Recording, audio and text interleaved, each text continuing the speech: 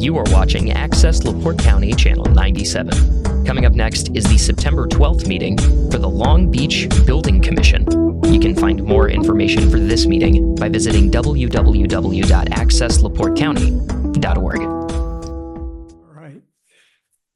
This is the regularly scheduled meeting of the Long Beach Building Commission, September 12th, 2025. No, my watch doesn't work. 1:02. First order of business is roll call. Bob Lemay. Bob, are you on Zoom? I take it that means no. Okay. Anita Remages. Here. Ellen Lynch. Here. Joy Schmidt. Here. Pete Byvotes. Yep. Carter is going to be a few minutes late. Honor is not here today. And Larry Wall. So without Bob, are we just regular 3, 4, 5? Okay. Okay. First order of business is the approval of the previous meeting's minutes. I would move to approve. Second. Motion Anita. by Joy, seconded by Anita. All those in favor, aye. Aye. Aye. Opposed, same sign. I'm going to, when you make a motion today or second, I'm going to verbalize it because Honor will take this off of the Zoom to do the minutes. Don't think I'm crazy like I don't know who you are. Well, I am crazy, but next up is the commissioner's report. We had 22 permits for August. We had 22 permits with construction costs of $528,403, which generated fees of $7,491.80. Any questions or comments on the commissioner's report? No. Thank you. And old business.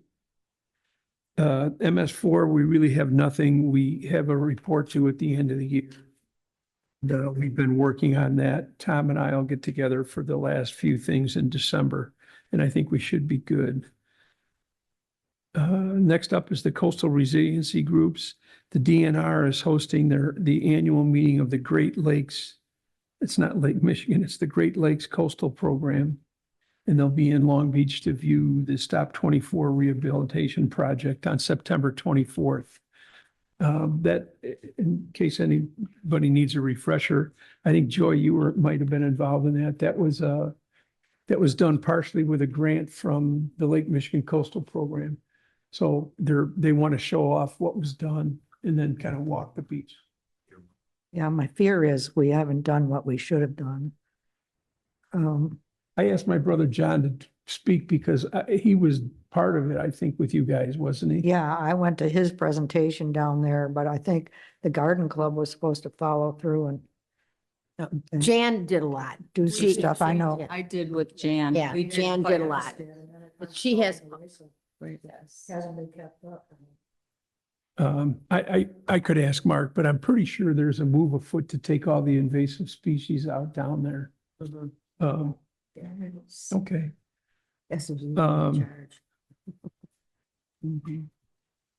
Next up is 2207 Chastleton. There were some letters back and forth with Chris and the attorneys for the homeowner. And we decided that we're going to, the homeowner and Carter and I are going to meet and hopefully get this finally put to bed. We'll do that in late September or early October. 2226 Oriole. Pat O'Neill, one of the owners. I see Paige is on here, but Pat is on here too. Okay, so I guess we can do this. I thought you were Pat, are you coming in here or? I am, Larry. I'm probably about 9 minutes out. Okay, well then we'll just move ahead and then we'll wait till you get here for that. No sense. I appreciate that. Thank you. You bet.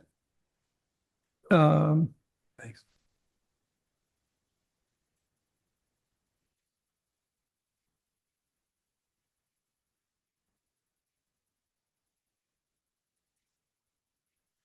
let's go down to, let's move to the ones, if you guys don't mind, the people are here. That way we don't have to make them wait. Jeff Wright is here on line item number 16, which is permit number 237, 16 Hidden Hills Trail. It's a master bedroom addition to an existing home. LaPorte County had signed off. As you all know, septics are normally, anytime there's an addition of a bedroom, septics are usually either upgraded or impacted, I should say, not upgraded. And we got a letter from LaPorte County that signed off on it, that they are okay with the project as presented, and there's no other septic needs to be done. Other than that, it meets all of our ordinances. If anybody has any questions on it, I can certainly bring it up on screen. Which one are we on right now? Permit number 237, 1603 Hidden Hills. I'll make a motion to approve. I would second. Anita Remages, second. Motion by Joy to approve and seconded by Anita. Yes, sir. Any other discussion? Being none, all those in favor, aye. Aye. Opposed, same sign. We're all set. Jeff, you're all set. You can stay for the rest of the meeting, you know.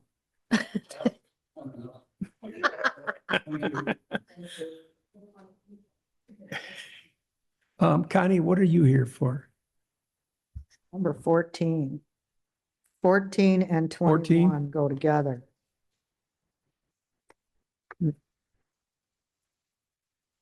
Lloyd and I are Okay. very familiar with 14 and 21.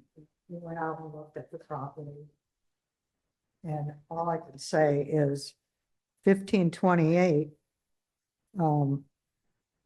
I see that they're, reducing their coverage, all that kind of stuff. But there's no mention of any of their plantings, and they are truly planting a forest on both sides of their house, on Lakeshore Drive and the beach. And I know that they can't do anything about the gazebo. There's a gazebo that's, way beyond the view protection line and every other line that we have, but now they're planting a forest around it. And I think they told you that they weren't going to plant anything higher than 4 feet. Well, they took I think they're arborvitaes, tall ones, and they just cut them off at 4 feet and planted them. And they're going to grow. As well as they planted a maple tree back there. None of that stuff was there before. There's another evergreen back there that's growing up over the fence. So I think you need to take a look at it. Okay. When there was a complete, just so everybody understands what happened, this permit had come in some time ago, and this is the first time it's come up. Well, I think it came up once before, just because we had it on the list, but we didn't consider it because there was no the survey. I don't think it was was not there. It was incorrect as far as the length or the depth of the lot. So we asked them to correct that. So they did, and they brought it back. During that period, we got a complaint about some trees and things that were being delivered to the house. And I had talked to Connie both in email, text, and then I actually talked to her in person, or not in person, but on the phone.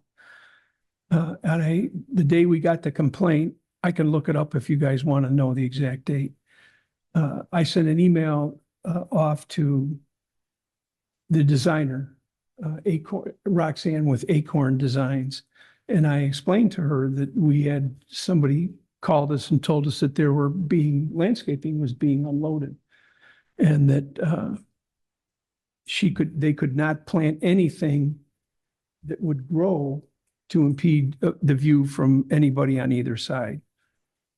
And she assured, by email, she assured us, or through me, that those were only going to grow to 4 feet. So we left it at that. Carter came back and he inspected it, but Carter will be here and he can fill us in, but obviously you guys have looked at it. So the bottom line for the building commission at that time was landscaping and tree planting and whatever doesn't need a permit. So we didn't issue a stop work order because there was no permit to issue a stop work order on. That was pretty much sums up what happened then. And then Carter went and took a look, but obviously you guys have taken a look. And and I'm not saying if, what do I want to say? Since what you're saying is it appears that there's violations, we really can't consider this permit until those violations are taken care of by the rules. So I would really think that there are violations of the view protection ordinance. here. Okay. Well, I didn't hear that. What'd you say? What did you say? You think that there are Violations of the view violations? protection ordinance on the lake for 1528 Lakeshore Drive. And Chris, that's correct, right? If there's violations, we can't we can't issue a permit if there's existing violations, correct? I think you can do whatever you want, but the ordinance says that that is your policy not to when there's Okay. existing. Okay, let's talk about that policy and get that straight. What? So in the past. we've had Is your sit- microphone on, Pete? Yeah. Speak into it. In the that working? In the past, we have let's say, for example, somebody had an issue about lot coverage. And they were also doing work inside the house. We have allowed them to continue to do work inside the house in the hopes that they would ultimately resolve the lot coverage. That has proven to be no good. So we need to establish right now, all stop work orders apply to all work on the property or partial. What are we saying? If the violation here is planting trees or goofing around with the view protection, are we saying that stop work order on everything? And we are in this situation, but we haven't done that consistently in the past. We need to establish now, what are we going to do? I say it stops everything on the property till all violations are resolved. I would agree with that. Personally. I would agree. Okay. So number 14, pardon me. Number 14 is not going to be presented then. You have someone who wants to speak in the audience? Yeah, I don't know. go ahead. Hi, my name is Claudia Winter, and I do not live here. I am a frequent guest because I have friends here. I'm grateful to hear about this. The reason I wanted to come to this meeting is because I was visiting a friend, and at the property where we're talking about, number 14, I have taken pictures of them taking buckets of sand, bucket upon bucket. I took pictures of the trucks that were removed. Easily 14 cubic yards has been removed of sand. My profession is a civil engineer. Day number 1 of class at Purdue University, we were told any removal of Lake Michigan sand is in DNR violation. Is that accurate? I think it is. I think that's Yeah, accurate. not only is it a violation considered by the DNR, the town of Long Beach has an ordinance against any sand mining I am, specific to the point where you cannot remove sand from a property. therefore, I have pictures of sand being removed. And it disturbed me enough that I wanted to come to the meeting and ask if this is a town council issue or is this a DNR issue? And since you were talking about the DNR having a meeting on Stop 24, I wanted to bring this to your attention. Would you like to see the pictures or should I just sit down? So what you're saying is that they're taking sand, I mean, just taking sand, reducing the dune or? They're I'm not sure. reducing it looked like they were reducing not just the sand around the gazebo, but lowering the backyard and just removing sand. Yeah, That you was can't do yesterday. that. And so that's why I wanted to be here, just to bring that to your attention. So do you have pictures of this? I do, sir. Can you send them to us? Who do you want me to send them to? Does someone have a number? I can do Tell that. me when you're ready. Okay, hold on, please. You don't have to send them right now, but I mean, Okay. just if you want to take, or I can give you a card. Well, Thank let's you. see, I'd like to see them right now. I mean, I have them. here. because if that's happening, we need to stop it before the next meeting. I mean, I love our sand and I love our neighbors, but it could be like our sand and papers that have gone down. Larry. I'll go get one. Hey, Larry. I'll get. Okay, send that to. For clarification, I just want to make sure, because what I heard is the discussion about sand being removed at all is an issue. And there is no, remember, the DNR is not granting any permits, so it's a location and jurisdiction issue. I don't need to see that. Thank you, though. But I want to be clear as the dialogue, just because they remove sand doesn't make it a DNR issue. And the DNR has not been making anybody, if it's on the DNR side, public trust, Yeah. there's no permits required and the DNR has shown zero interest. So I want to make sure that we're clear. I mean, I appreciate what she's presenting, but I don't want to cause Sure. confusion as the town isn't doing what it's supposed to do or enforcing. We have zero authority on the public trust side. And Well, and the thanks, Chris. DNR has shown no interest on that side. Well, Thanks, the Chris. first issue, and I don't doubt that these are correct, is there was no land disturbance permit issued. No, Okay, so that's where it starts. And in that regard, we need to put a stop to that right now. There's a violation, that's got to stop. I don't know where it's going to go from there, but that's number one. So what was the address? 1528 Lakeshore Drive. So they're going to get a stop work order? Yes, Okay, on everything. Are there, yes, on everything. and citation, yes. And what are the citations?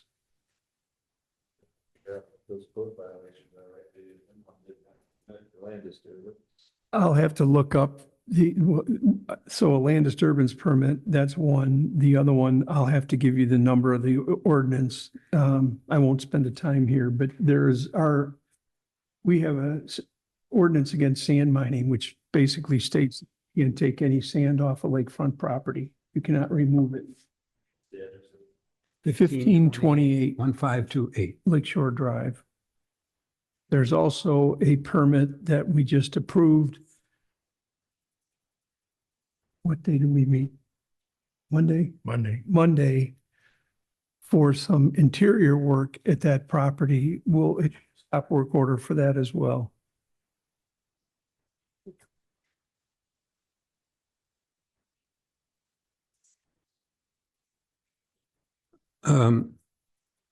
I would suggest, Carter, and Larry, that we look at the permits that have been existing because an awful lot of work has been going on that property.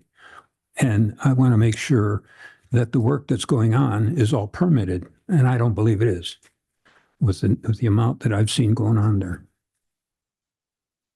So, it's kind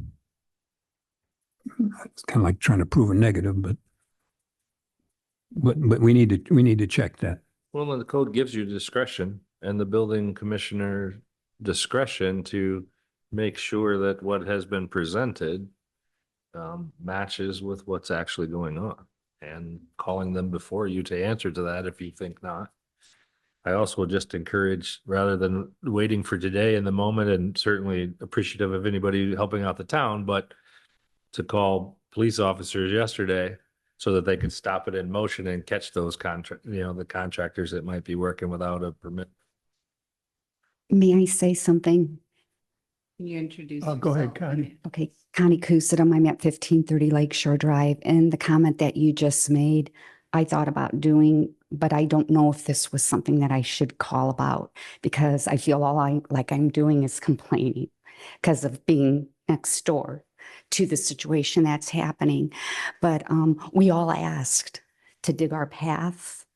If you come out, you will see that around the gazebo, it's now all dug. It's not what? It's now all dug. The sand was thrown into the dune, which is probably fine. I don't know.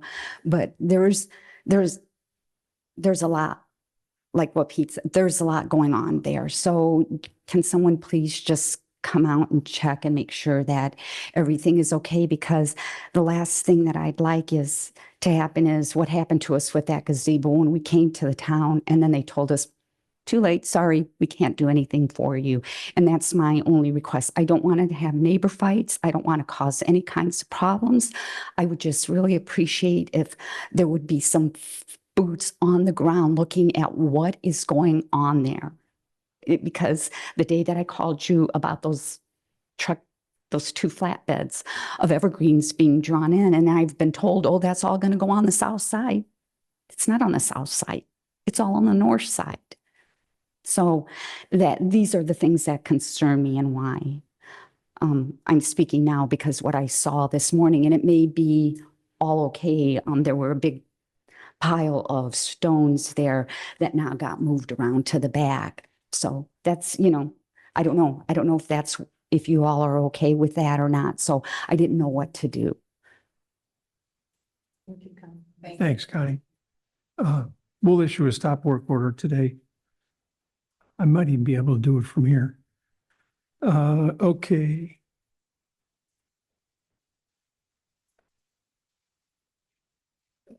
All right, we're going to go back to order now, which is line 11. Pat's here. This, I'll bring up the information. This is a 2226 Oriole Trail. I'll bring up the information and put it up, pardon me, on the screen.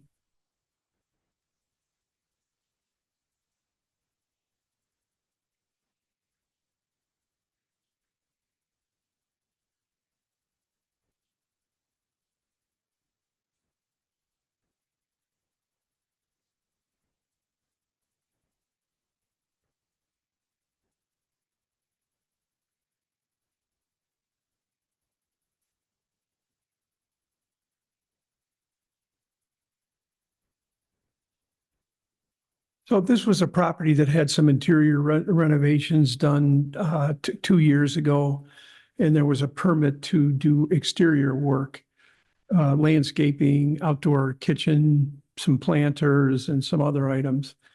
And there were some issues with the work when it first started, that it was, the original permit came in and it wasn't, they weren't able to do that work. So they revised their permit, came back, and we met with the landscaper because some of the work that was being done at the time was not the work that was approved. So they moved it back. And then at the end of the project, we found that that they were over their coverage limit.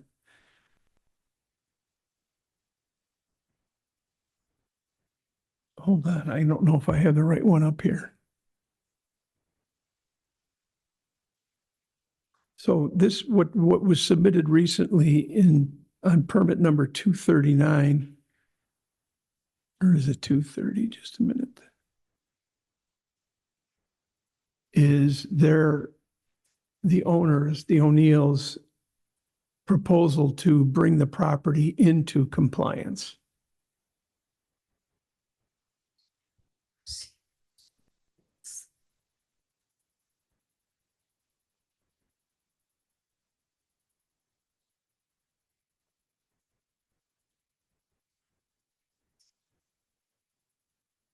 Okay, here it is. I'll put it up here.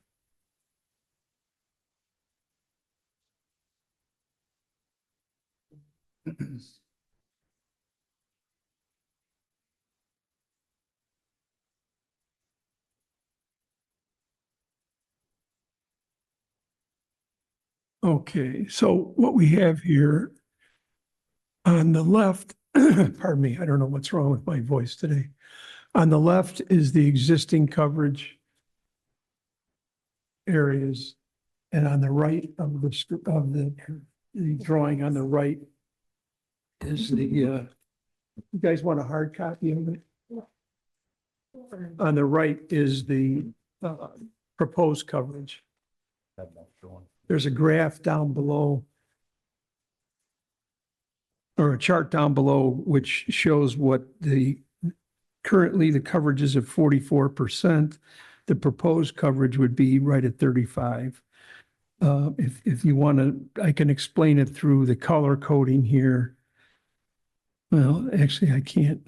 I'm not sure what you'd call the color, but you could see on the drawing that the round fire pit area looks like it must be some type of block is being removed. Yeah, Larry, it's flagstone. So we'll take up the flagstone, put Okay. grass back. Would you, Oh, sorry, Tell us- Pat O'Neill. Yeah. What am I doing? and your address too, Pat? 2226 Oriole Trail. Great. So there's flagstone around the fire pit that's going to be removed. The tan areas are those concrete walks now? Those are pavers. We're going to pull those up. Okay, And you can see on the right, we're going to put in flagstone steppers to reduce the coverage. Basically from back of the house, all along the side to the driveway. We're going to take out the front parking, the gravel. which you is the see, blue the section, light right? blue. That's the light blue section. That's We're- going to be removed. We're also squaring off that back patio that's adjacent to the fire pit. You can see it kind of connected before, so we're just going to square that off. You're talking about right here? Yes.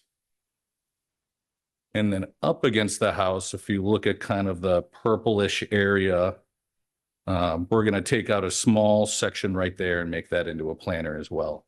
Right here, Yes. where the arrow is, where it says brick storage area. Yep. And then behind that block area.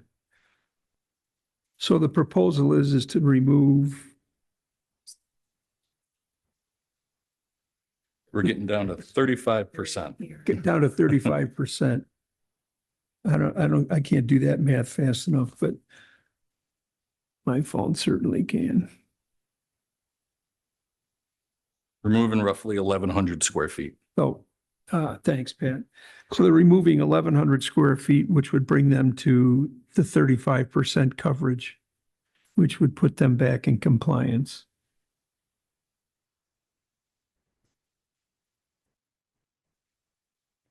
Anybody have any questions?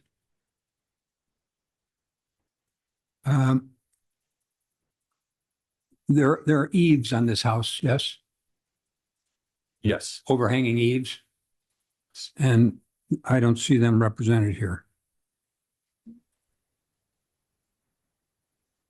They would be over certainly that area where the little stepstones are. Yes, Well, wouldn't the lot coverage just be the footprint of the house? no? It's the shadow, basically. This is a certified survey. Correct. I'm sorry, what? Paige O'Neill, 2226 Oriole Trail. This is a certified survey. She said it's a certified survey. She's on Zoom. He's on Zoom, Pete. Oh, okay, but where are eaves on this? And I think the point to that, to Pete's question, is just because it's certified doesn't mean that the surveyor, and I'm not arguing the points, has surveyed it in accordance with what the town of Long Beach's code is to reflect those. So eaves count as lot coverage. And maybe it Yes. includes that. If it doesn't, we'll ask, but You'd have to, pardon me, my voice is getting bad here.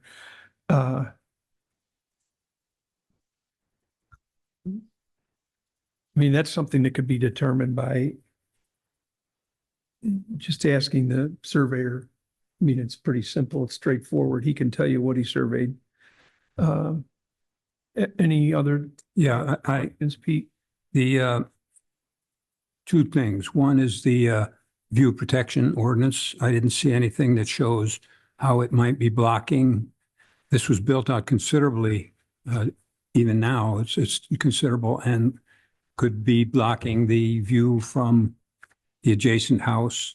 The third thing is I don't see where the dry well and or septic field are located.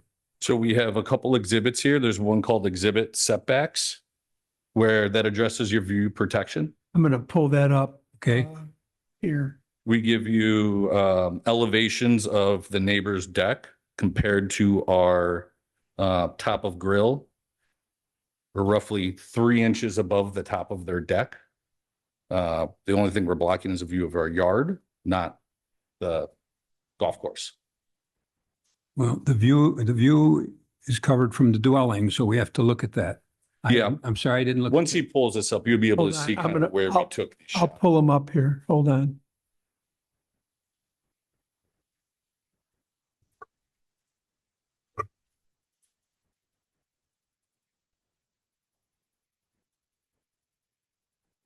Okay, so here are the points that the O'Neills addressed from the email that we sent. So this was from our original permit we submitted in May, and you came back with, I think, 6 or 7 points, Larry. So we wanted to make sure we addressed each one of those one by one.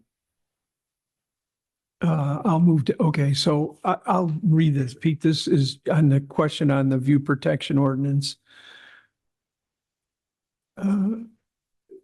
Point number 4, view protection ordinance. The commission referenced 154.060 regarding view protection over the golf course. We offer the following in response. Space Company, or Space Co, I'm assuming that's the Surveyor, yes. surveyor, determined that the minimum required rear setback is 53.3 feet based zoning definitions. The closest proposed element on our site is 57.1 feet from the golf course lot line, exceeding the requirement. No decks or vertical no decks or vertical structures obstruct sight lines from neighboring properties. Setbacks and elevations are clearly illustrated in Exhibit dash setback, and we request clarification if a different interpretation is being adopted.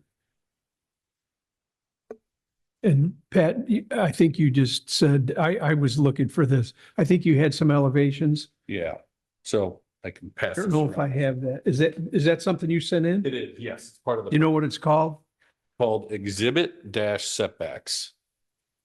And it's really the view protection ordinance as well. Is there a diagram like this in there?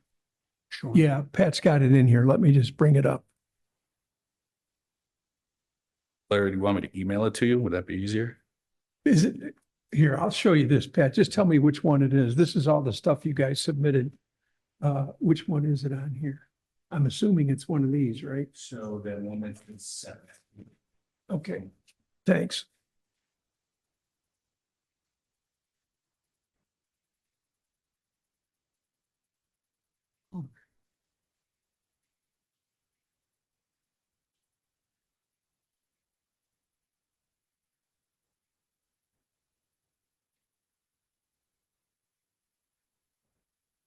There we go.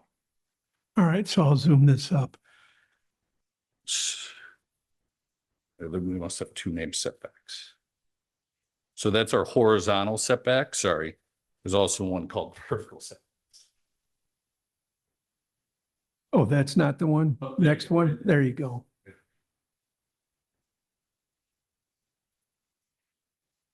So to your point, what we try to do is we shot a point here from our neighbor's deck.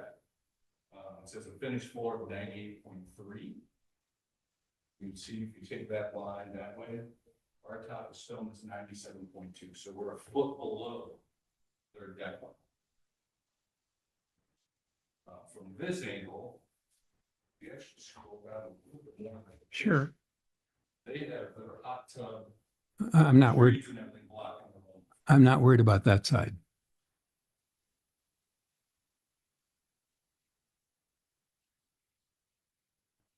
So if you look, and if you look at image 2, on the left, or pardon me, the right side, it's the same thing. They took if you follow the green line, the green angle line, their finished floor is 99.2.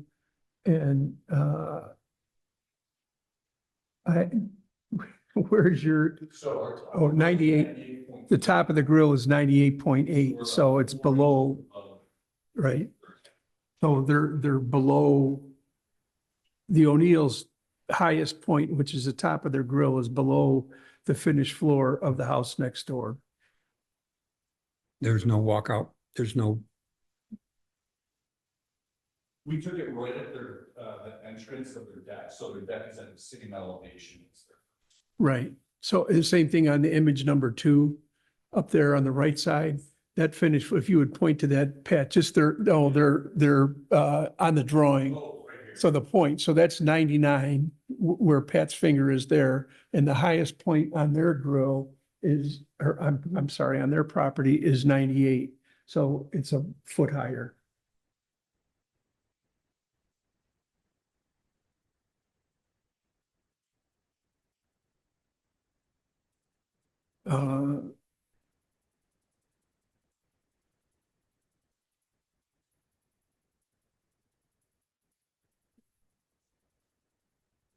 so there's the issue of the septic field, either the dry well or a field. We did, so we also have an exhibit named septic. Is that the same one? Different one? That's all right. I'll just bring it up. It's, get them all answered. All right. There we go. There you go.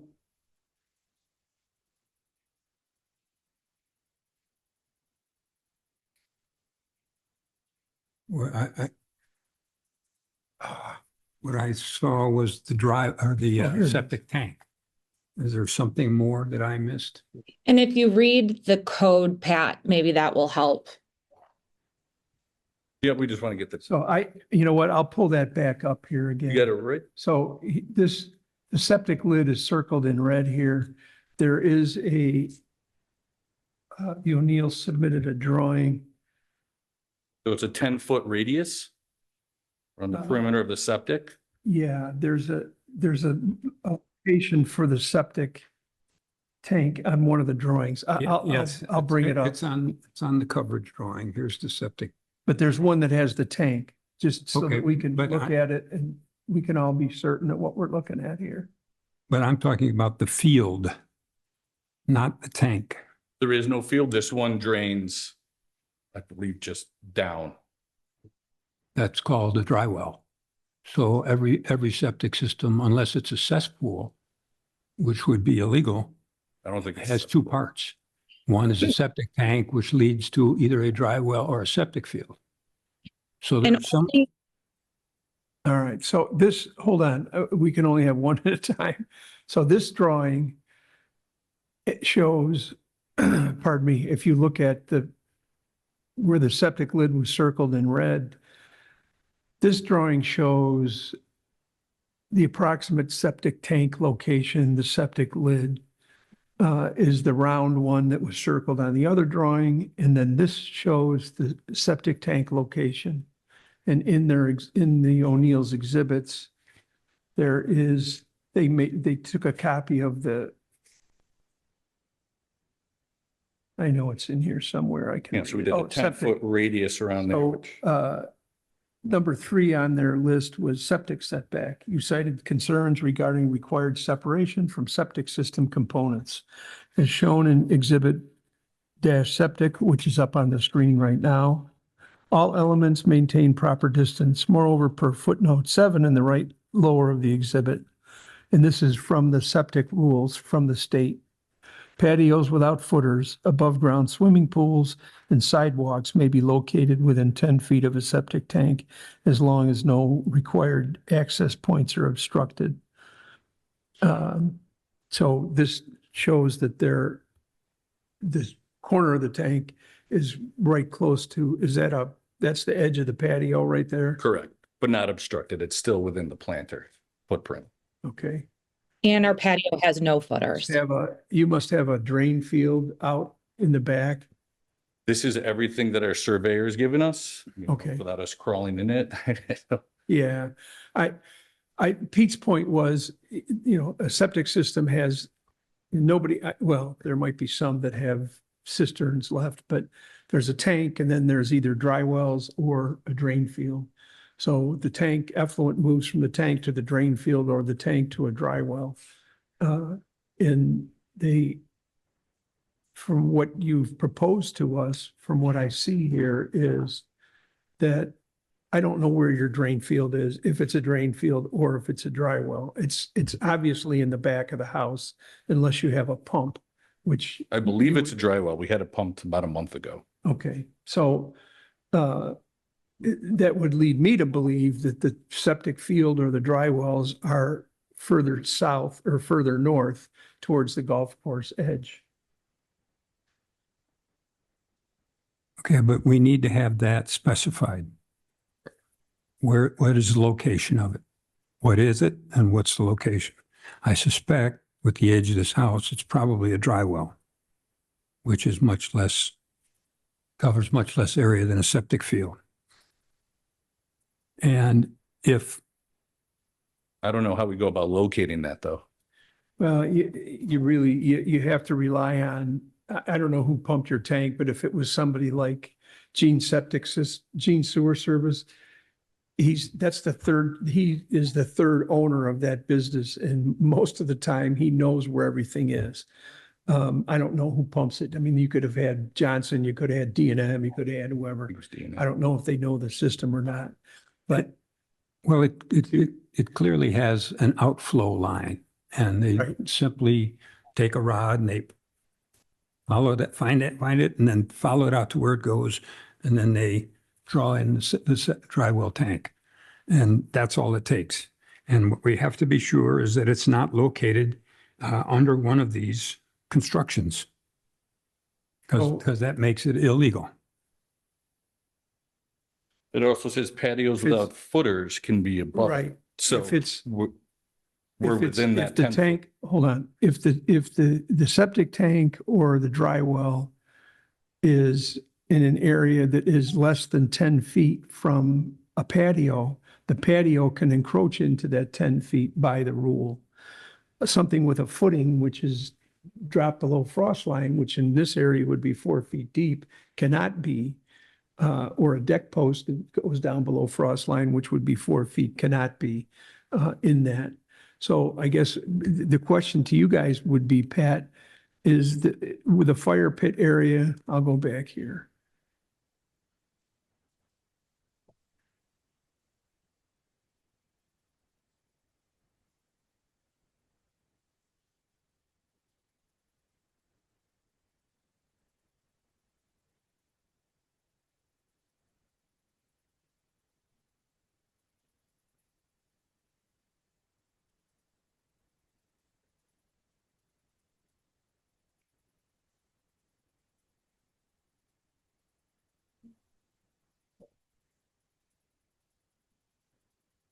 So if you look at, if you look at the right side of the drawing, which is what you've proposed, with the septic lid here and on the other drawing, I'm not sophisticated enough or technologically advanced enough to put both screens up. So you'll have to bear with me. So the septic lid is here. We saw on the other that the septic tank is obviously underneath the lid. That would tell us that where the effluent runs is going to be north of that or to the golf course side. And unless this is a patio, right, Pat? This where it says Correct. Concrete block. And is the fire pit on grade as well? Correct. And the flagstone is on grade as well? Correct. So unless the either dry well or drain field was under this kitchen area, which has a footing, correct? It does, but it's, Okay, so I guess to answer your question, Pete, is I think we can ask the O'Neills to tell us where that is or have somebody tell them where it is and they can show us on this drawing. But if it is not in this green area, it would be that would be acceptable to the state or to the county, I should say. Well, and we also show on this drawing that we're 10 feet away with this radius. And that footing's not even within that 10 feet. So Is that the one we'd that have to had be the, 15 is that the feet parking? away. Is It that the is. parking one? Yes. It's the one that exhibit named septic. Right there. So you can see that red circle. That's the 10-foot radius around our tank. That we don't even come close to the footing of Oh, I see. the kitchen. But isn't that just the lid of your tank? Septic lid, yes. Yes. But the tank, what they're showing, let me go back to the color shot here.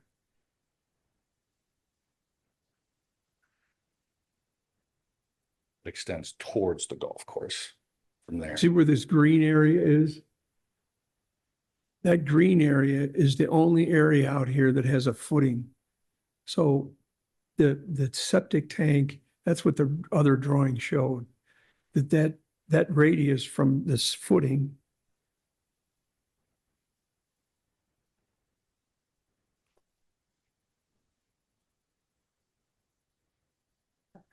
I understand that, but my only point is it's doing the radius from the center of the tank. Not- Well, I think what we're talking about two different things here. Let me see if I can bring it up.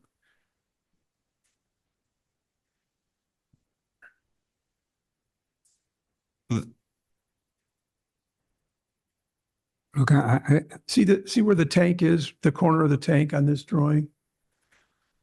This area where my mouse is, that's the only area with a footing. And that's what the other drawing showed. Let's see if I can't just bring it up so I can show you that we're talking about the same thing. It's just in different. Here it is.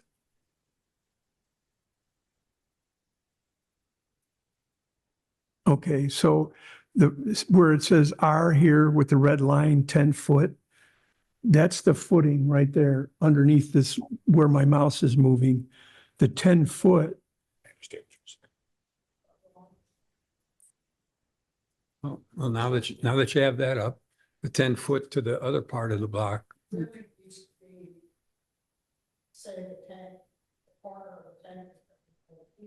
right.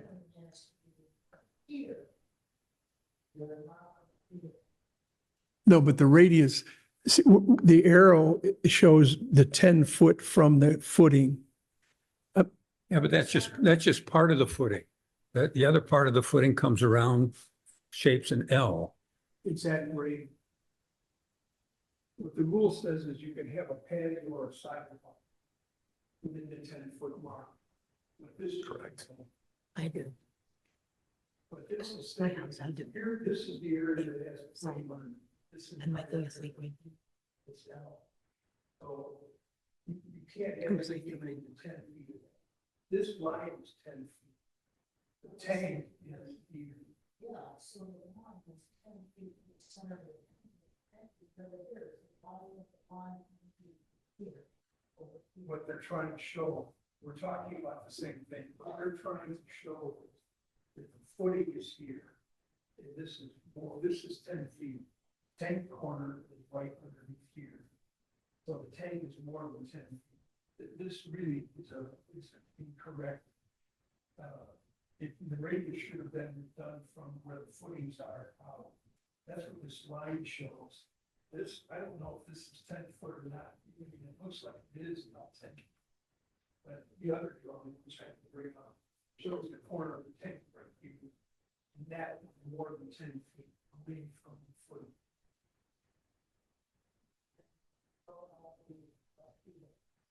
We don't know where the footing, that's what I'm saying. But it also doesn't matter. Where you have your where you have your finger right now, move it to that first little thing right there. Now go up that line. Is that not concrete block? It's pavers, which can be over it as long as it doesn't have a foundation, which it doesn't. Yes, This section is going to be called. And those are just pavers as a border around that patio? They're paver borders. Looks like, that is, so is this the field? We'll have to take a look at it. It's just pavers, yeah. So this, let's say this is run straight this way and then this border is run. Correct. It's straight, actually. Well, we need to know, it's a simple issue. We need to know where the drain line goes, where the septic field is. And if it's underneath anything, that's not right. So. Well, I don't believe it. Is there a legal opinion we can have on this? Because we've shown what the code actually says. code right here that says it Yeah. can go over that. Yeah. As long as there's not a foundation, pavers can be over the septic field. So I guess Right. it's kind of a moot point. Right, so Asking for that's more what this information, drawing, This doesn't that's, need to be given. hold on, that's what this drawing shows. It's, I'll bring up the other drawing just to make sure that everybody understands we're talking to apples here. Chris, do you have an opinion on this? Just knowing the code that I just want to make sure that. Well, and I'm sorry, and I don't mean to be standoffish, but I'm sure by now you know what my response is that I work for the building commission. Correct. I just want to make sure the building commission is I understand. doing. Pat, what code section are you looking Hey, at? What code section are you looking at? I'm going to have to Here read. it is. Yep.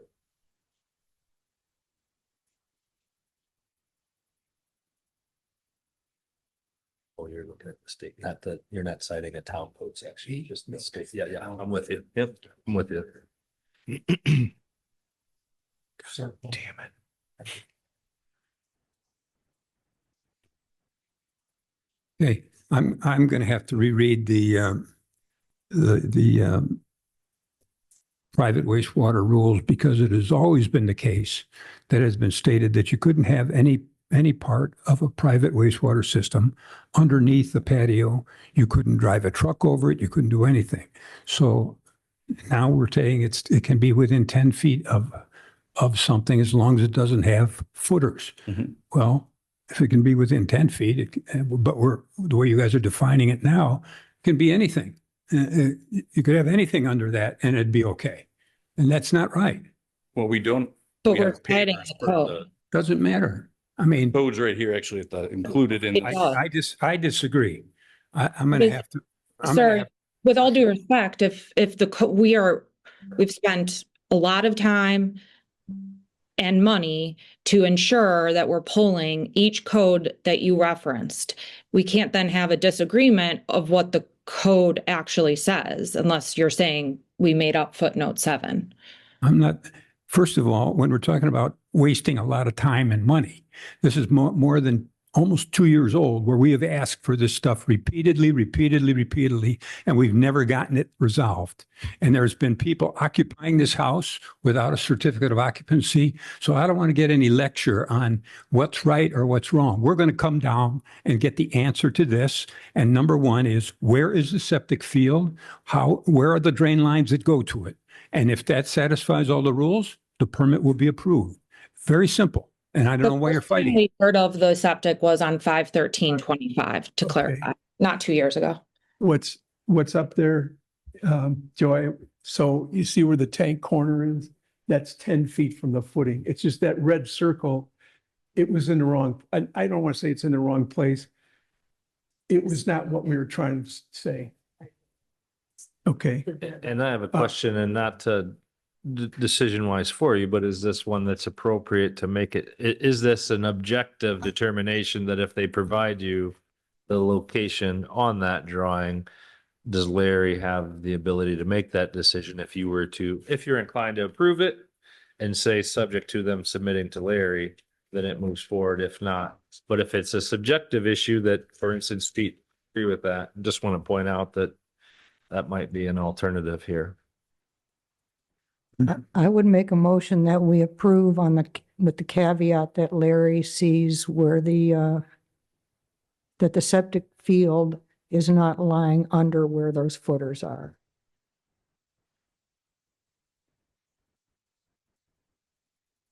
we have to make sure that it complies with all the rules. All the rules. And you could add that, I think one question here, and this is the gray area, is that the septic system is under the purview of the county or the state for this part of jurisdiction wise.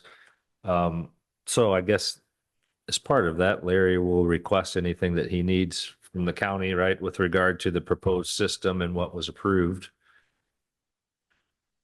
I think that's probably what we should do if you want to amend the motion. I mean, I think I can even ask the county to give the O'Neills, or they can ask the county to give. And then said that it's okay by them for us, which is what happened on the property that we approved the permit on. They had a letter from the county that said, we are okay with this. And I think for you guys, what that would mean is whoever pumped your system last, just get a hold of them. They may know where it is. Or do we call the county and have them come out and give us a Right. letter? It's The probably. the county probably won't know. They might have a drawing, a lot of the drawings, the old drawings were done on an envelope. Okay. Mine hangs in my garage and it's done on a scrap of paper that somebody did 12 years ago. So, yeah, I would, if you want to call the county, that's fine, or I can call them with you just to make sure. Yeah, I think easiest is to Larry's point is if it's DNM, for instance, to have DNM locate that.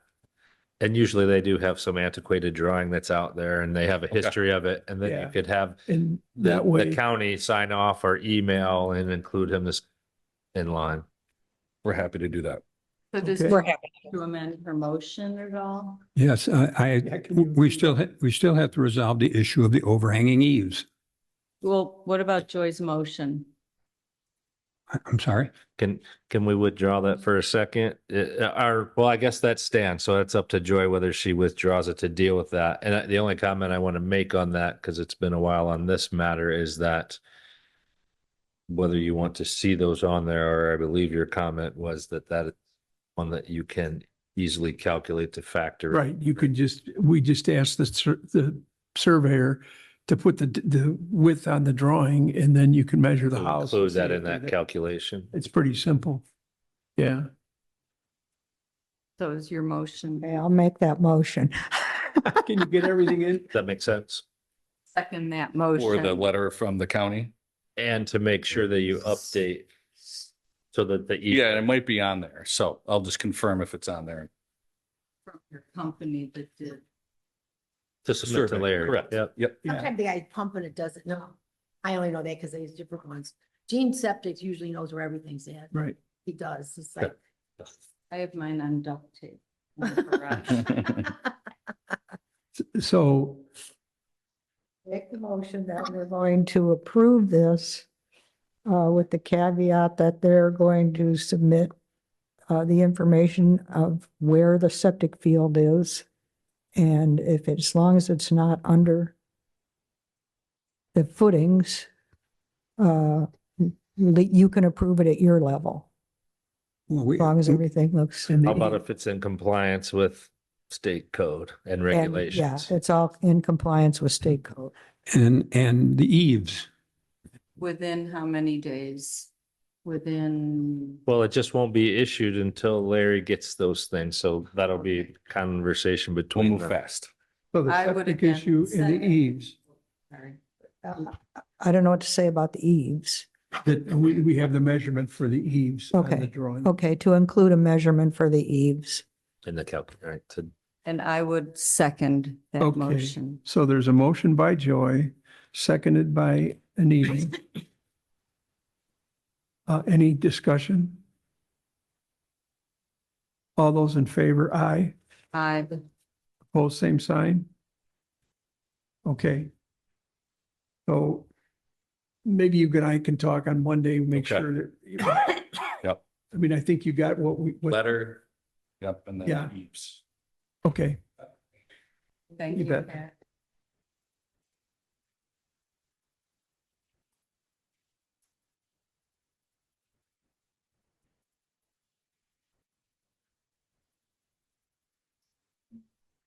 128.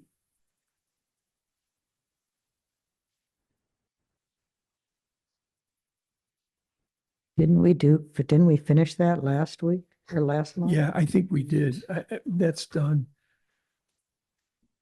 13, it was on last week, or last time. That's why I didn't take it off. That's why it's in red. We're still waiting on a street cut permit.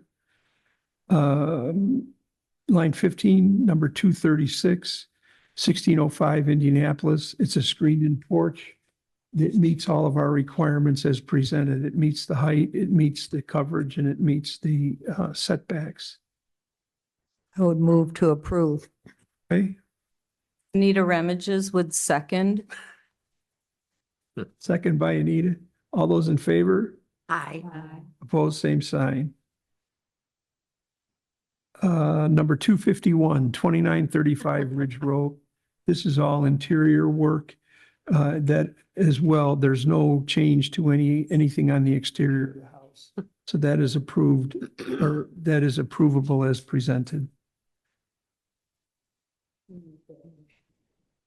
I would make a motion to approve Anita Remages. Anita makes a motion to approve. Ellen Lynch seconds it. Ellen is second. Any discussion? All those in favor? Aye. Aye. Opposed, same sign.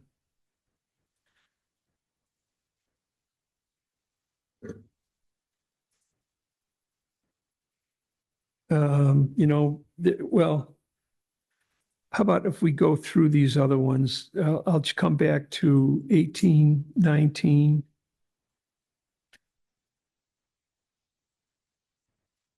Uh, 2506, line number 20. That's a license agreement which Chris has prepared for Joy. And I have to ask you, Chris, I'm not sure, is it the building commission so Joy signs it and then do we do So it? here's what kind of blanket has happened at the council level, which it's my recollection, so I will defer to both of them to correct me, but generally they deferred to allowing Joy to sign any license agreements pending the underlying agreement being approved by the building commission. So you would approve as to the content, and then Joy already has authorization to sign, Okay, which this one's been pending. And my recollection is also that this is what drove that kind of blanket authorization to sign. It's been out there a while. bear with me here. I'm going to clear my screen so I can show you what this is about.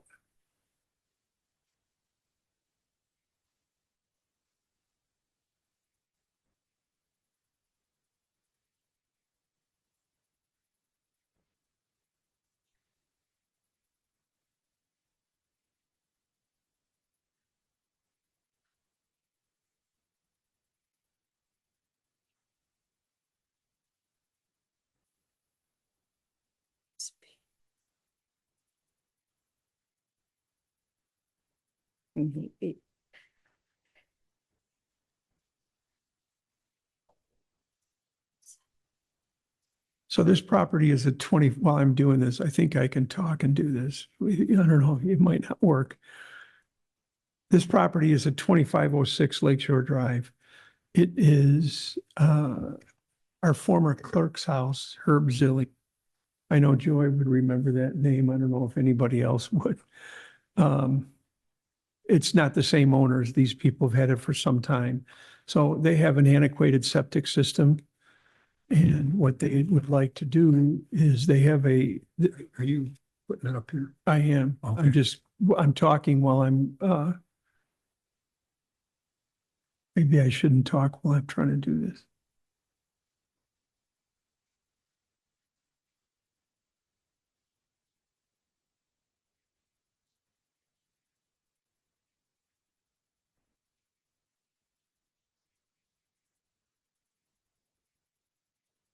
Okay, we'll screen share here.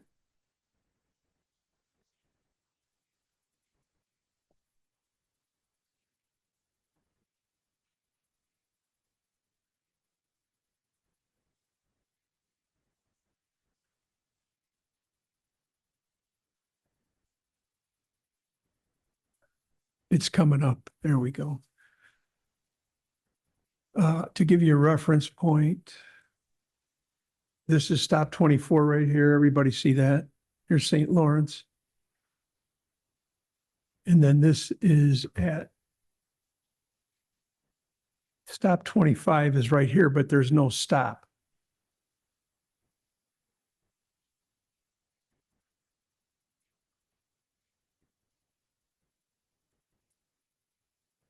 So this house is 2506. It's owned by the Hackendalls. This is the house proper where my mouse is moving around. This is a deck in front of the house.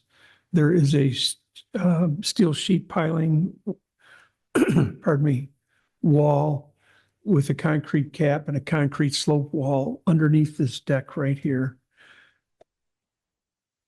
So they called the state. And the state sent up Steve, I can't remember his last name. Steve is his first name, and met with Steve and I think it was Julie Cuson from the state health department or from the local health department. Anything on the lakeside, pardon me, anything on the lakeside of Lakeshore Drive, any septic permit has to be issued by the state. It's no longer handled by the LaPorte County Health Department. So, and John McQuestion was involved in this as well, who is a soil scientist that's approved by the state. So they told the owners that this is a carport. If you go, I mean, if you saw it from the street level, you'd know the house. So this is a carport, and right underneath where it says Long Beach, I can't zoom up anymore. Is you could see these two or three large cottonwood trees there. The state has said that they would give them or that they could put a septic system there. They haven't given a permit, but they've said that they think that there's enough space there to put a septic system, but they have to go and bring a piece of equipment down to come up from stop 24 down here and up here and dig a couple inspection holes. So the license agreement that is prepared by Chris, by the town's attorney, pursuant to what the town council agreed to, Chris prepared that. And so we're bringing it to this meeting to find out if we think that this is okay. So what they'd be doing is they're going to bring equipment down here, which is the stop 24 access down here, and they would bring it along the lake to the property right here. They would come up here, and I may be able to show you some pictures. What's the address? 2506 Lakeshore Drive. Yeah, here, this gives you a little better idea. This is the carport. And let's see if I can spin this around.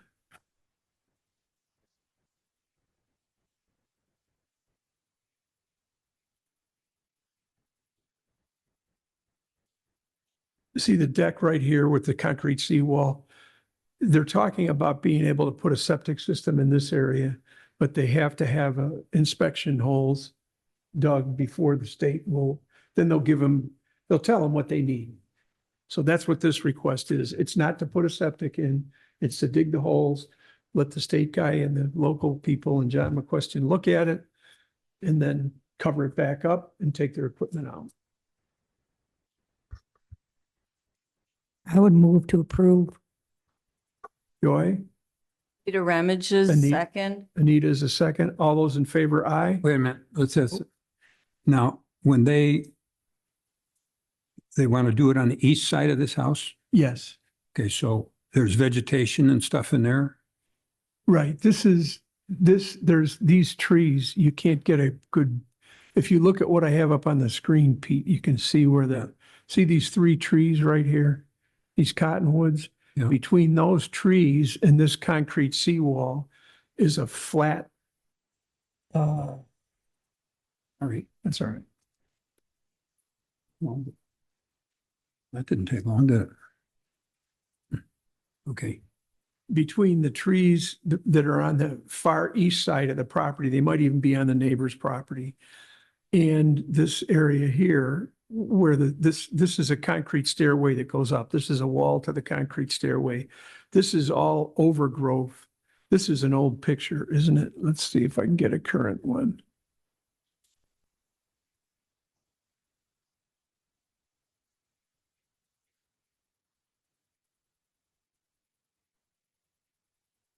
I'm not going to be able to show you what's down there. It's underneath where it says 2506 Lakeshore Drive on this picture is where they're going to dig.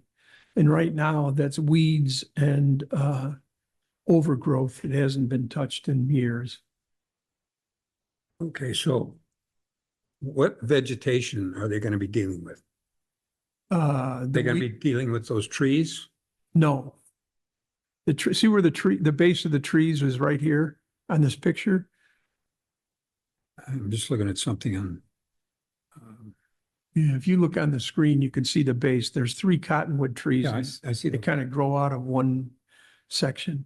That is to the east of the house itself. The septic part where they want to dig to the exploratory holes for the septic is directly north of the house. So those trees are not disturbed. It's the area underneath here that is disturbed. okay, so all this work is being done on their property. Yes. They don't need, okay. And when they go down at 24, or where they say they're going to go down 24? Right. Okay, Their request is to go down here, to come down the ramp right. and then come down the beach and do the work here. Okay, so we're assured that there will be no damage to any properties between here and there? I mean, Well, I would expect that there wouldn't, but, right, but Huh? the license agreement covers that okay, they have to, I don't know, you could talk to Chris, I'm not, if they do any damage, they have to repair it. okay, but we've got before and we're going to have to take before pictures of what's going on down here. Sure, I can do that. I think tell them to do it. I mean, we've had that situation before where all of a sudden machinery shows up, stuff happens, and then machinery disappears. So we need to have some assurance that 24 has been damaged several times. Good part is at least you have a reputable contractor on this one too, but. yeah, That's I a don't good think- thing. But I don't disagree of taking the before and after. But unfortunately, we should probably do that so that we control the before. Is there a seawall in front of this house? There's a seawall on, if you can look up on the screen right now. Yeah. The seawall is right here. Underneath the deck post, that's a concrete wall that's on steel sheet piling. The digging is going to go over here, Okay, south of that, landward, I should say. okay. Okay. All those in favor, aye. Aye. Both same sign. 21, we already took care of.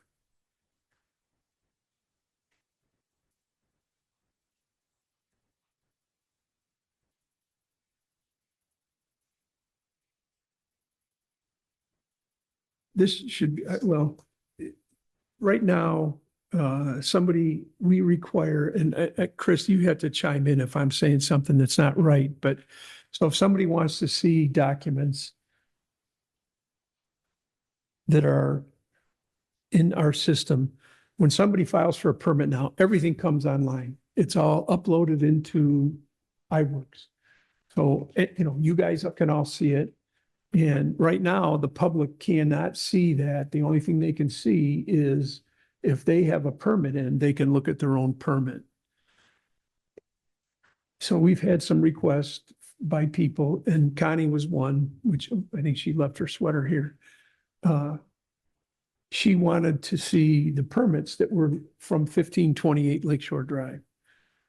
And I should talk to Chris about this before I bring it up, but are we able to tell them that they can make it available for them to go into iWorks? Do we want to do that or not? Or do we have to have them fill something out?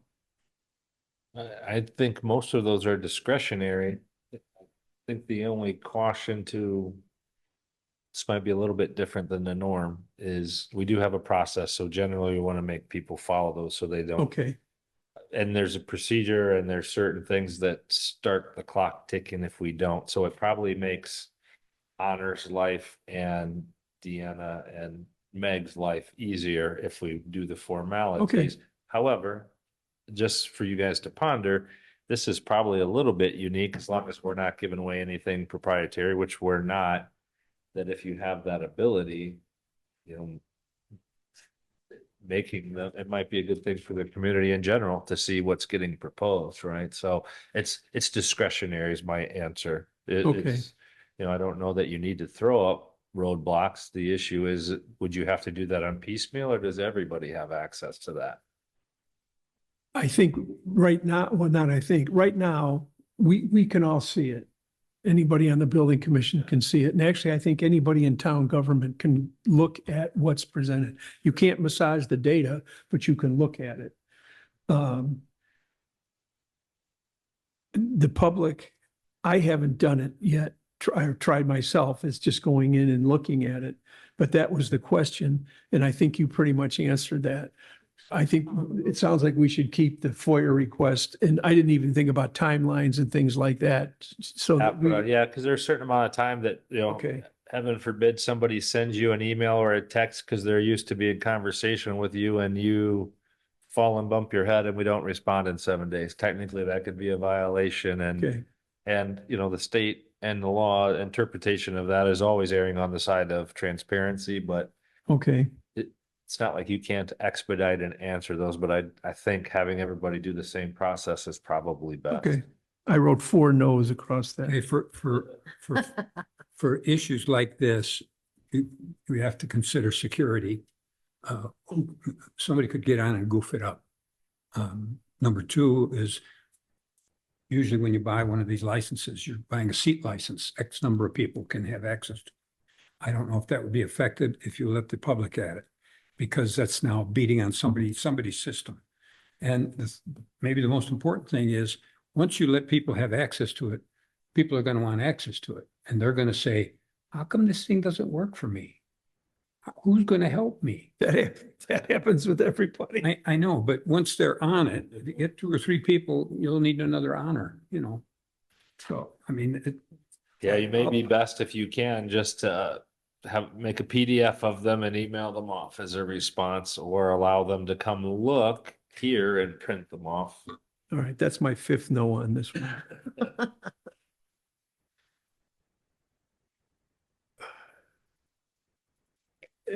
Next is number 19 at 3106 Moore Road. There are 6x6 timbers at the street edge. Actually, I'm going to leave this up so I can show you what we're talking about. I sent an email to, well, at least I think I am.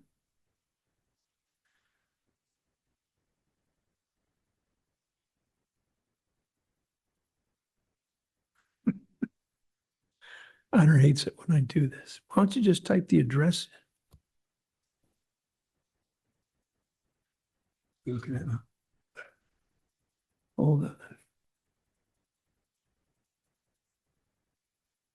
3106, all right. Yeah, I got it coming up here.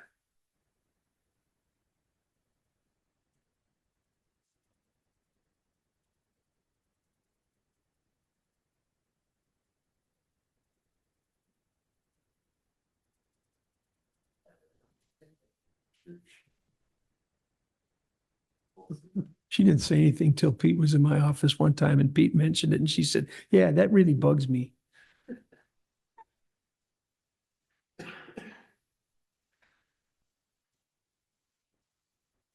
And I think that's the only thing I do that ever bothers anybody.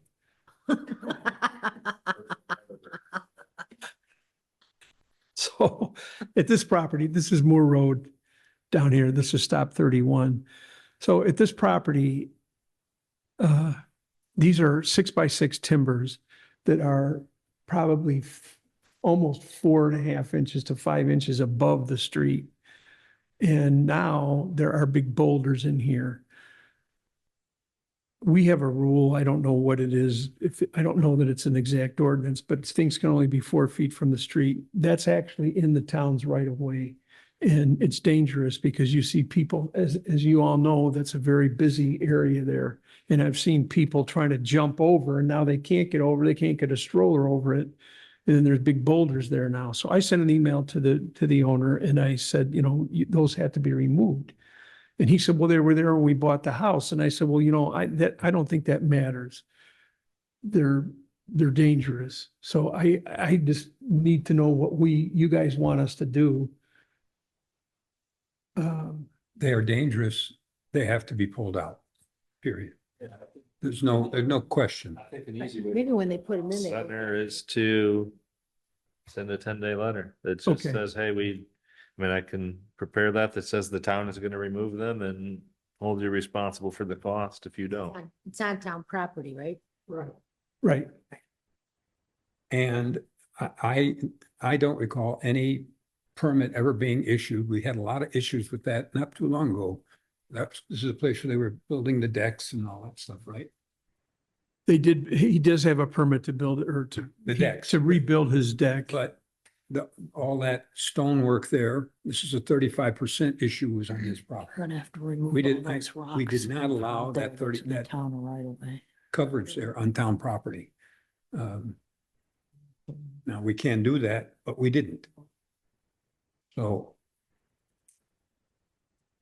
Yeah, this picture is from 2010, which shows that this stuff was still there, but the additional work, he rebuilt this deck. And you can ask Carter, it was a challenge for him to do that. All right, so I'll get with Chris and we'll send a 10-day letter out on that one. what's the address? I can't see. 3106. 3106 Moore Road. Hang on.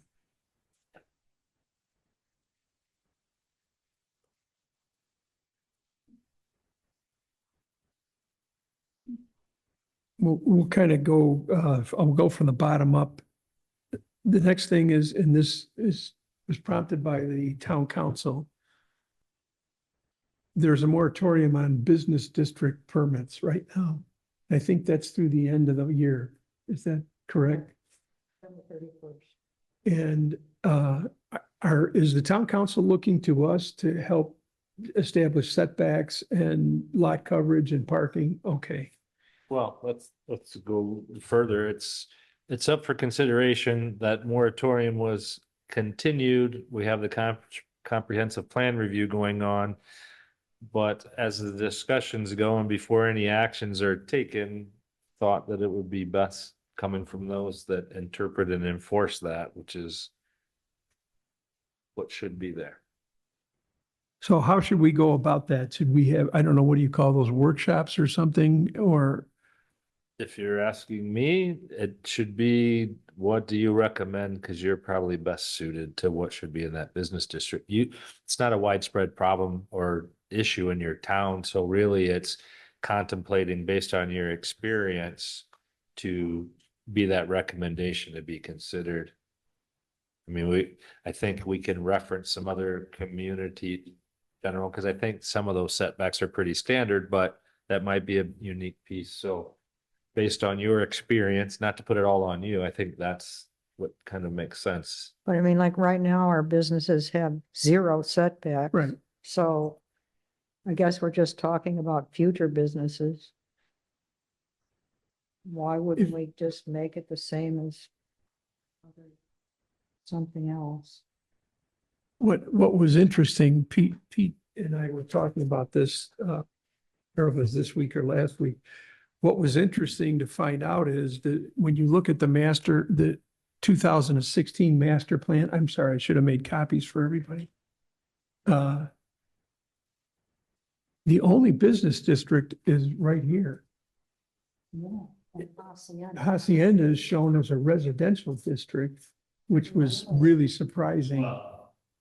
Under the comprehensive, but the actual zoning map Says business. shows business. Okay, So the issue is and that question came up because before they purchased it or closed, they wanted an interpretation. So that came from the comprehensive plan. Yes, that map. yes, But the zoning map shows otherwise. okay. So whether that's precatory or wishful in nature is something that's different, which again will help be reconciled when this comprehensive plan's updated and Well, what zoning map? This is the zoning map. The 2020, 2016, Your plan, the in 2016, we redid the comprehensive plan. And then at that time, this map was created. This is the zoning map. To my knowledge, there's no other zoning map. Do you guys have something else I don't have? I There's Appendix A that talks about setbacks for zoning, but this is it. Now, the one that's posted up here on the board is not the current one. This is the current one. And I thought one of our prior clerks would have changed it, but they didn't. So, regardless, I think that'll get cleared up with this comprehensive plan, but I don't think you're off base on that. no, but is there some other document that we're talking about? Yes, the map that is in the clerk's office of which is referred to. Yes. Okay, it should be this one. Yes. Well, if that's the case, we'll review that. I don't know that to be true. Well, when the comprehensive plan was issued, this was map 2 of the comprehensive plan.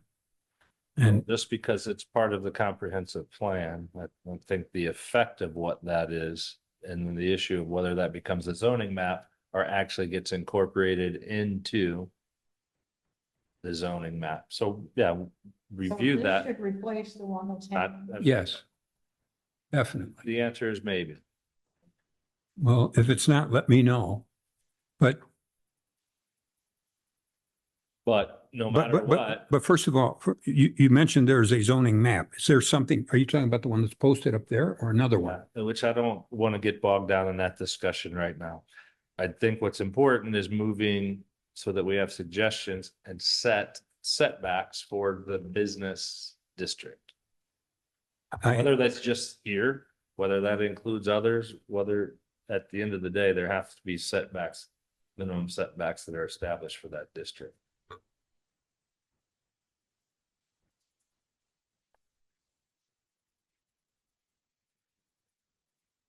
Well, are we going to have a workshop or should we start talking about it here and now? No, that's what I'm asking. I don't, it came up and I know that, I don't know what you guys, I guess it's up to you guys what you want. Well, I think they're asking for your input. That's, Yeah, asking for the building commission's input, like my opinion would be to go with the lowest one we have.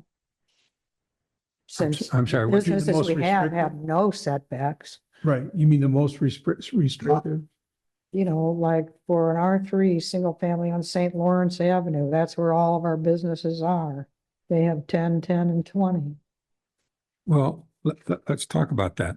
I mean, let's think about what the other business district is where Hacienda is, whether it's on this map or not. If it's not, we got to include it. Yes? Everybody agree with that? well, it depends on what goes future, right? If the comprehensive plan is to reclassify Hacienda, for instance, then the current use would be grandfathered unless and until somebody developed that. So no matter what, we're thinking about business districts and whether you want that to be, Joyce said, the least restrictive or match, or whether there's buffers. I mean, whatever requirements you want.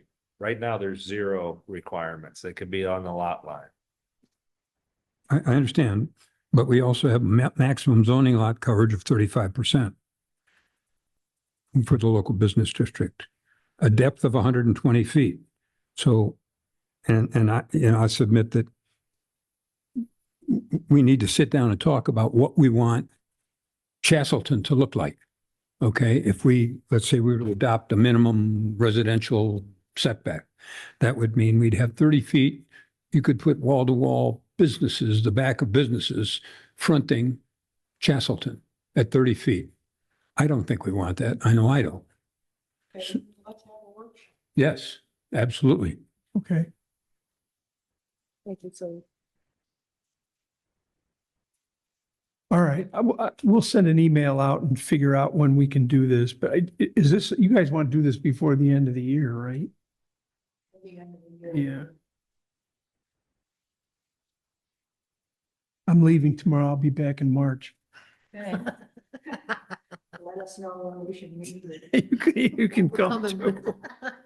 Right. So I'm wondering if, can a workshop be only one thing, Chris, or can it be? Okay, so there's two other things. Pete had sent out the fence guidelines. And those are something that need to be addressed.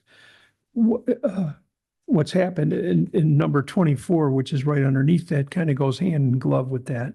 So what's happened is because of the deer situation, people want to put high fences facing the street to stop deer from getting into their yards. They jump. They have deer all over. They jump Right. really high. Well, our That's ordinance, high enough. our ordinance says that you can only have a 4-foot fence in a front yard, Yeah. and you could have a 7-foot fence in the backyard. So or 6 foot is what people have been putting in.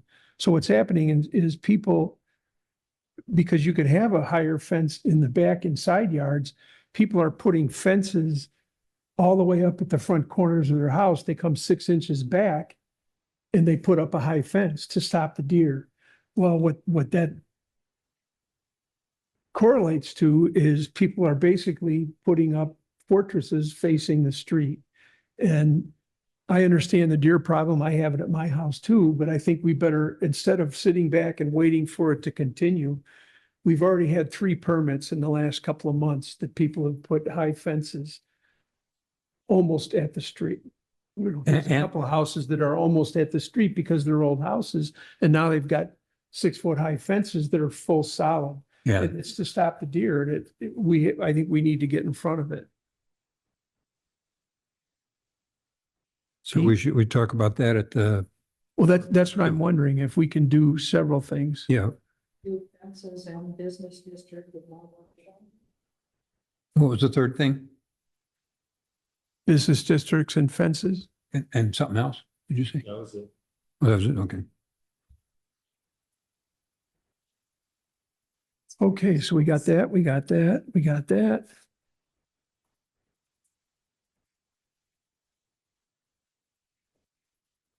Well, along with the fences, we ought to think about the definition of front lot. How that applies, because we've had that problem. So what happens with front lots, and it happened at a couple of times, it went before the BZA. So a front lot, and I don't know if you remember the house on Ridge Road, which is actually a Loma Portal address. It's 3007 Loma Portal. And that, there was a question of what's happening is their front yard is by address Loma Portal. That would be their front lot. And it's also got a side yard of Ridge Road. Well, they're putting their air conditioning and their generator and everything on the front, which is basically the front of their house. So the BZA gave them that. That's just what happened.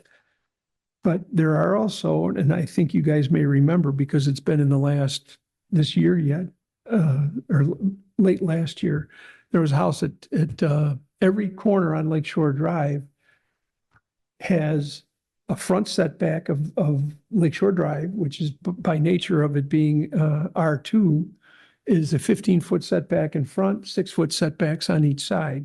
So let's take on the Avondale house, when they came before us, we said, hey, you've got 2 sides, so you have to have 2 front setbacks. The front setback on Lakeshore Drive is 15 feet. The front setback on Avondale is 30 feet. So every stop, which means, I don't know, count them up, was it 14 stops we have? there's going to be a problem for people on the east and west sides of the hillside. If they want to do something. So we think because it's starting to happen more and more, that we should probably address it beforehand. Is that going to be 2 Lakeshore Drive setbacks, 15 of 15?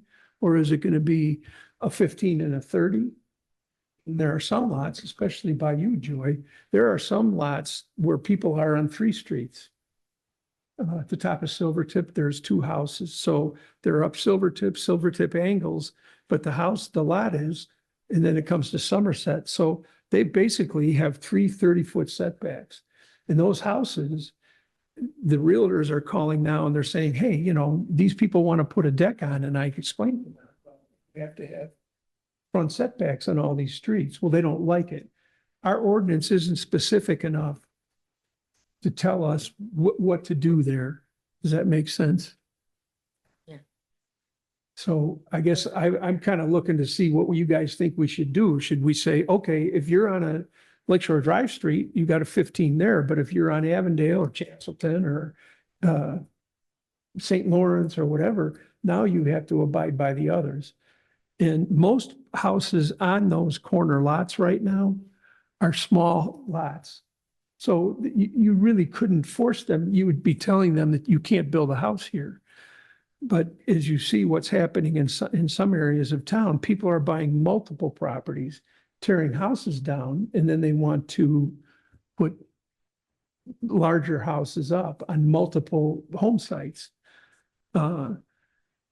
So I think we need to have some clarification there. Another thing that is, it's not the same as that is, and I'll use myself. I own 3 lots on Mayfield Way. My house is basically on the middle lot, and then I have a lot on each side of me. My driveway comes down one side.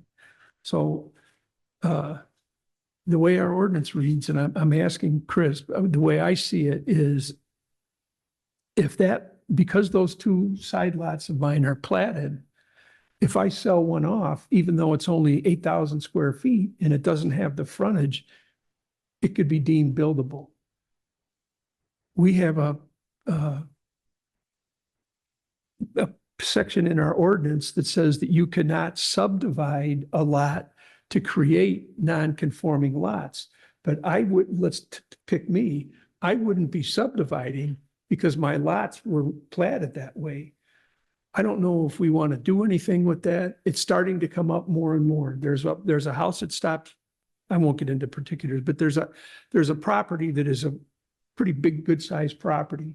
And they're just short of being able to cut that property in 2 to make the back lot 12,000 and the front lot 6,000 so that they could sell the front lot off as buildable.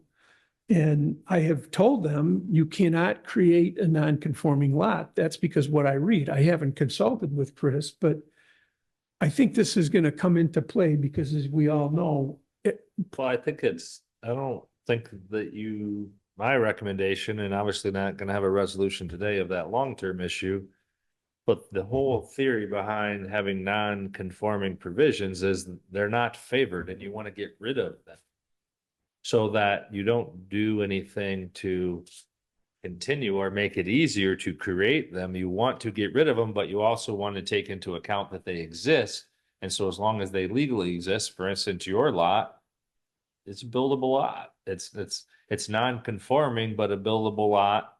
And so that's where I variances. was afraid you were going to say that. That's where variances come in, right? And those kinds of things. But going to that, I would encourage, now's the time to have everybody read the building code, the zoning code, because some of these, not all of them fall under this multi-meeting process, but anything in the zoning code, 154 does. And so if we're going to do any of these changes, again, getting back to efficiency and using resources properly and for the best interest of the town to cut down costs, is as many changes that you might contemplate. We want to try to do them at once versus 10 of them over the year. And that, there's publication costs and preparation and multiple meetings. So I would suggest that everybody go through, because something we've brought up before, and I'll bring up again because it doesn't happen, but your subdivision ordinance. your subdivision ordinance is written as if somebody's developing this town as originally constituted, right? And conceptually versus, and I use Megan Applegate continually because by anybody's recollection, she's the first person to ever do things the right way Yes. and actually come before you and ask permission to split things versus what most people do is go sneak through a quitclaim deed and you don't find out till you find out. So one of the things I think that you could do rather than going through that whole process of subdivision and most people don't comply and they don't have road access and all the requirements you would have for a subdivision is having what's called an administrative subdivision, which would, for instance, allow Larry or the building commission to approve splitting a lot if you weren't creating, and I can give examples. I have them and that's been in the, discussion, but it's an expedited process so that allows you to use the common sense of it of, okay, this is one lot that can be divided into two legal building lots that are conforming. We should just allow this. Because we have or one not. that's actually done it. They've Or not. taken 3 lots that they owned at one time and piecemealed them off. And now all 3 of those lots are non-conforming with different owners. Yes. And they've never come right. And the county No, has it's- been better, but people still No. sneak them through. Right. It's nobody, I don't think anybody knew that it was happening until it was sold and it's happened. Well, wait, no. So all the lots were originally platted Yes, individually. And those were called zoning lots. yeah, Now, for somebody to be selling, there's a couple situations. One, if they now combined one or more lots Yes. into a zoning lot, yes, that's not an original lot. that's right. So we could say something like, once you combined it, you can't split it. Yes, without going through the process. So what I'm suggesting is, once you combine them, and that's been something that you guys have started doing, right? Because some people want to be slick, so they say, hey, we own 6 lots, but we don't want to combine them. Why? Because they want to split them off and sell them. But for purposes of this project, I own 6 lots, and then they build a monstrosity on 3 of them, and then they sell 3. And so you guys have required people to combine them by deed so that they become one. To your point, Pete, so when they combine them legally, our position is you can't subdivide them, but your code is too cumbersome in that it would technically make people follow a subdividing process, which goes through a primary plat and a secondary and doing this big subdivision process, which really isn't the intention, versus there's such a thing called an administrative subdivision where they still have to get your okay and they still have to sign, but they have to record that plat and they do the subdivision. There's still a process that requires your approval. So I just want to clarify where you're saying you can never split it. If I have 3 lots, I combine them into one and I later want to combine them into, or separate them into 2, as long as they're conforming and legal zoning lots, generally you should allow that as long as they're otherwise in compliance. But it's also making it easier to not go through months and months of process that really was never intended to apply to 1 or 2 lots. It was supposed to apply to Shoreland Hills, right? Or Okay. all these other. Okay, so as a master of getting into the weeds, what if we were to say something like, we raise the buildable lot? And we say Lakeshore Drive lots must be 12,000 feet. Hmm. But the state, there's still a state overriding rule that says if your lot was once buildable, Yeah. it's always buildable. So we couldn't stop somebody who had a 6,000 foot lot from building. If it was buildable when they got it, right? If it Buildable was when they ever got- legally buildable. But if we now said, lots have to be 12 or 50,000 square feet, Hmm. couldn't we then prevent them from subdividing lots? And we say, okay, you got a lot, that's good. That's another way to look at it, is that because you would be redefining what a legal lot is. Yes. So But my We lots, would not deny them That's their current use. their current as built or as That's right. purchased. Right. I like that. but my lots, when I combined them for tax purpose. Because I was paying taxes on this with homestead credit and the side lots, I wasn't getting homestead and you know, somebody who was a lot smarter is a than me said, nuance. why don't you combine them? So I did. But when you look at my thing, it still says lots 17, 18, and 19. So I don't know if Because that, they're not combined legally by, Okay. there's a nuance there that the county allows that isn't by deed that you've combined all of those. and there's another large parcel that was taken and subdivided into little 20-foot sections so that that individual did not have to pay taxes for a buildable lot. So That's I don't know if we called- want to add that or It's called a not. cheap SOB. Is that a definition? No, but I think we need to look into the thing that says if we raise the buildable lot definition, that applies to future lots. So anybody who's got a lot can build on it. But they can't take that lot and say, okay, now I've got 12,000, I'm going to break it into 6 because we've defined it now. Those lots didn't exist before. So we've defined it now. You've got to have 12,000 to build. And they can't do it. That would stop the piecemealing of what you're talking about. Yes?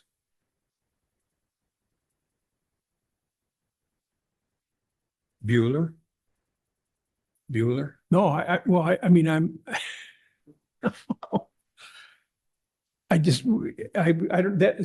should we make that part of the, Yeah. that might be too much. I don't know. I guess I'd have to. No, We've rarely had these workshops, so I don't know. what Well, at really that happens. workshop, you can have a workshop and you can continue the same workshop, so you don't have to keep advertising. I guess my suggestion, and I'm certain everybody is same, is don't want this to get bogged down and take 2 years, especially because of the timing and the amount of money you guys are spending on the comprehensive plan. So all of these things fit very nicely together, but it would be nice to make progress so that if and when we can time the procedures of doing things, but also make sure that everything is implemented into the comprehensive.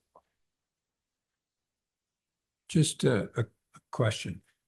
156 is the subdivision stuff that Yes. created for Hmm? Luderbuck's thing. Are all of those rules that are in there applicable across? Yes, I mean, Good. generally, I've always avoided that.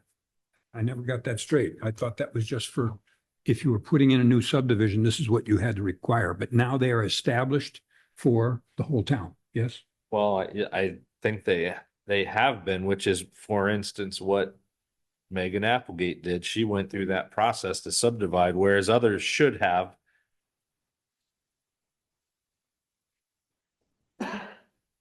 Okay, Okay, I think that's it. Any building commission comments, Joey? I have got one comment. Anita and I put together the porta potty ordinance and sent it out to everybody. And we did hear from everyone, I think, except Pete and Bob. So maybe we can put that on next month's agenda. Certainly. Thanks. Or to your workshop. One I more thought thing. I responded to you. You did. Oh, okay. With Pete and Bob. Pete and Oh, Bob, we haven't I'm heard. from. sorry. okay, I just want to, are you through with that topic? You Yeah, through? there's copies there if anybody wants one. The issue of the signs at Stop 31 Beach. We have done nothing about it. Has everybody gone down there to see that? It looks like Myrtle Beach. I mean, Yeah. they have at least 7 signs posted. And I'll say this as I've said it before somewhere. When we were struggling to take care of the beach and make sure it was in the town's interest and the people's interest to have access to the beach, it was testified downstate by me several times that one of our advantages, or one of the reasons we should not further, restrict people from getting a beach, is we have never kept people off the beach, ever. We've never said you can't go here. You might have to not take a dog or not take something, but anybody from anywhere. And since the time, and it used to be years ago, I wasn't here when buses would stop at those stops and let people off and pick them up and take them. And Michigan City stopped that. So it's imperative that we, I believe, stop these signs from saying private beach, you can't get them. We are the ones as the town who controls signage and parking and all those things, and porta potties and technically, and not technically, but actually, you cannot put any accessory structures on a lot that does not have a principal residence. That means decks, fences, porta potties, anything. It's already there. I want to enforce this. We got to stop this stuff. The only thing I would give the caveat is we are in litigation with them, and I think all of those issues be part of what we're doing. So it's not lost on me in terms of those points, but I think all of those will get sorted out as we go through this litigation. And I appreciate that they will. Nevertheless, it has been the experience that these things drag on and on and on. We've had situations, some situations never been resolved, like the Stop 29 fiasco. That was never resolved in the courts, never done anything. I want to say, get those signs down. Give them a ticket. I mean, what are we waiting for? No matter what they do, no matter how that ownership issue is resolved, we have jurisdiction over those signs, and we're never going to give it up. So let's do it now. Talking about removing those years. Yeah, we need to give them a citation and do it. But if Chris thinks that this is all gonna be Right. handled in a lawsuit, then I don't wanna do anything to affect that. I don't see how it can, but I'm not an attorney. I used to be an accountant, but I got better. Did you stay at Audi and Express last night? Any other commission comments? Certainly. Any public comments? Well, are we going to do something with the signs? Yes or no? Okay. I'm making a motion that we cite them. You want to second that? We have a handle on what's been allowed by the BZA?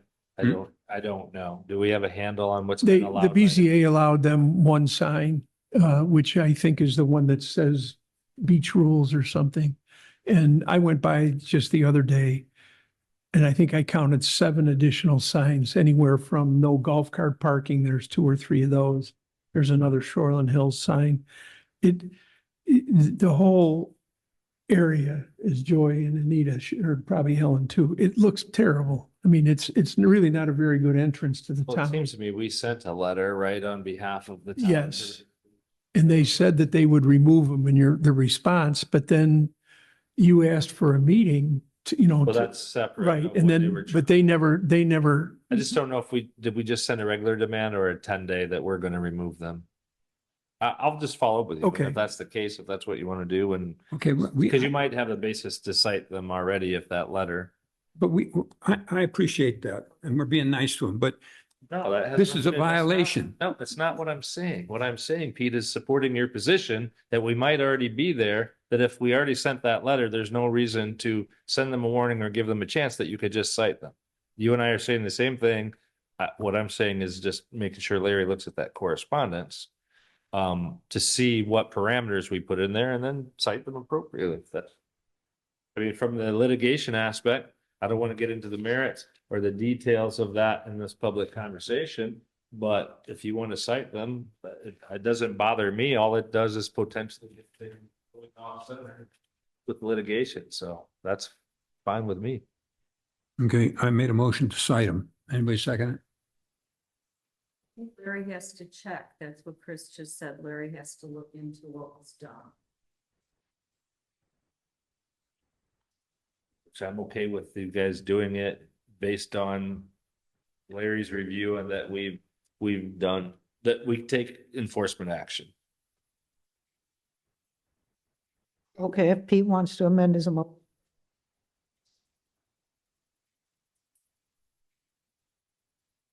So Pete, is your motion that you want to take enforcement action? Yes. Yes. I'm good with that if everybody else is. Okay, I second. Any other discussion? All those in favor, aye. Aye. Opposed, same sign. Any more commission comments? Sorry, I don't know what happened to my voice. Any online Zoom comments? Okay, hold on. I think you just have to unmute yourself. Do you have someone that wants to?